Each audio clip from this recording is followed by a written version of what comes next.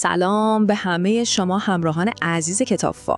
امروز میخوایم بریم سراغ یکی از تأثیرگذارترین کتاب‌های خودیاری، یعنی قدرت ذهن ناخودآگاه، نوشته جوزف مورفی. این کتاب یه جورایی بهمون یادآوری میکنه که یه نیروی عظیم و دست نخورده در اعماق وجود همه ما پنهان شده. این سوال اصلی کتابه. تا حالا فکر کردین چرا بعضیا انگار کلید موفقیت رو پیدا کردن و زندگیشون خیلی روون و ساده پیش میره، اما برای بقیه هر قدمی پر از چالشه؟ این یه راز شانسی نیست. و جواب این معما برخلاف چیزی که شاید فکر میکنیم توی دنیای بیرون نیست. جوزف مورفی به ما میگه که پاسخ دقیقاً در همین قدرت پنهانه. قدرتی که در اعماق وجود خودمون منتظره تا کشفش کنیم. خب، بیاین یکم عمیق‌تر بشیم و ببینیم این قدرت چطور کار میکنه. مورفی توضیح میده که ذهن ما از 2 بخش کاملا متفاوت تشکیل شده که با همدیگه زندگی ما رو میسازن.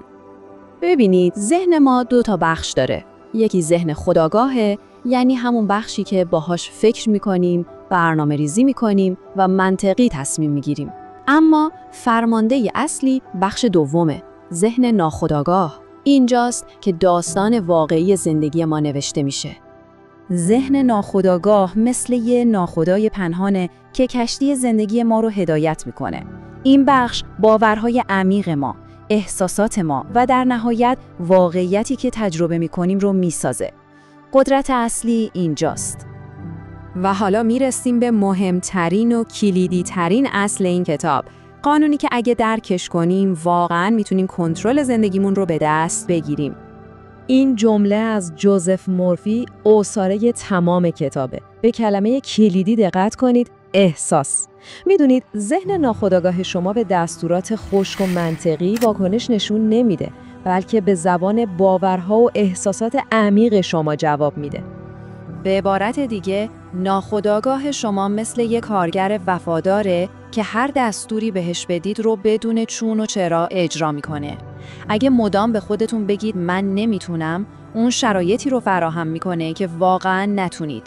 و برعکس، اگه با اطمینان بگید من موفق میشم، تمام نیروهاش رو برای تحقق این موفقیت به کار میگیره. خب، حالا که تئوری رو فهمیدیم، چطور میتونیم از این قدرت به صورت عملی استفاده کنیم؟ مورفی یه تکنیک بسیار ساده اما فوق‌العاده مؤثر رو پیشنهاد میده. این تکنیک خیلی ساده است. درست قبل از اینکه به خواب برید، یعنی زمانی که ذهن خودآگاه شما در حال خاموش شدنه و دروازه‌های ناخودآگاه بازتره، یه جمله مثبت که هدف شما رو نشون میده انتخاب کنید و اون رو با احساس عمیق تکرار کنید. فقط تصور کنید، به جای اینکه شب رو با نگرانی در مورد مشکلات فردا به خواب برید، این جمله رو با تمام وجود تکرار کنید. واقعاً حسش کنید. با این کار شما دارید یه بذر قدرتمند رو توی باغ ذهنتون میکارید که در تمام طول شب ریشه میکنه و رشد میکنه. برای اینکه این مفهوم بهتر جا بیفته، مورفی از یه استعاره خیلی زیبا استفاده میکنه که درک این فرایند رو خیلی ساده تر میکنه. ذهن ناخودآگاه شما یه باغ حاصلخیزه و هیچ قضاوتی در مورد بذرهایی که توش میکارید نداره. شما باغبان هستید. میتونید بذر ترس، شک و شکست رو بکارید یا بذر موفقیت، سلامتی و ثروت. انتخاب با شماست. و در نهایت پیام اصلی کتاب اینه: کنترل زندگی شما کاملا در دستان خودتونه. شما قربانی شرایط نیستید. شما خالق اون هستید. پس بیایید این 3 حقیقت کلیدی رو به خاطر بسپاریم. اول، یادتون باشه که این ذهن ناخودآگاه شماست که واقعیتتون رو شکل میده. دوم، فراموش نکنید که سوخت این موتور قدرتمند چیزی نیست جز باورها و احساسات شما.